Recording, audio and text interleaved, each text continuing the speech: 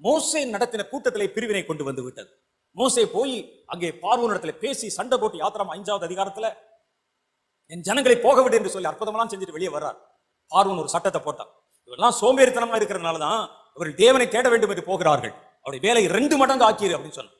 இப்ப இயற்கையாக இந்த கோபம் ஜனங்கள் மேல உடனே சொல்றாங்க, நாளைக்கு இருந்து உங்களுக்கு நாங்கள் வைக்கல் தரமாட்டோம். அதே பாருங்கள், யாத்திராம் புஸ்தகம் 5வது அதிகாரம் 20-21 வசனங்களில் அவர்கள் பார்வோனுடைய சமூகத்தை விட்டு புறப்படுகையில் வழியிலே நின்ற மோசேக்கும் ஆரோனுக்கும் ஜனங்கள் எதிர்பட்டு அவர்களை நோக்கி, நீங்கள் பார்வோனின் கண்களுக்கு முன்பாகவும் அவருடைய ஊழியக்காரர்களின் கண்களுக்கு முன்பாகவும் எங்கள் வாசனையை கெடுத்து எங்களை கொல்லும்படி அவர்கள் கையிலே பட்டயத்தை கொடுத்தது நிமித்தம் கர்த்தர் உங்களை நியாயம் தீர்ப்பார் என்று சொல்லி மோசேக்கு விரோதமா பேச ஆரம்பிச்சிட்டாங்க. ஒரு ராஜ்யத்தை திருப்பிட்டியா எங்களுக்கு விரோதமா? கர்த்தர் சொன்னார் என்று சொல்லி இந்த பிரிவினைகளை கொண்டு வருகிற ஆவி ஜாதியின் பேரால் இருக்கும், பணத்தின் பேரால் இருக்கும், அந்தஸ்தின் பேரால் இருக்கும், எதுனால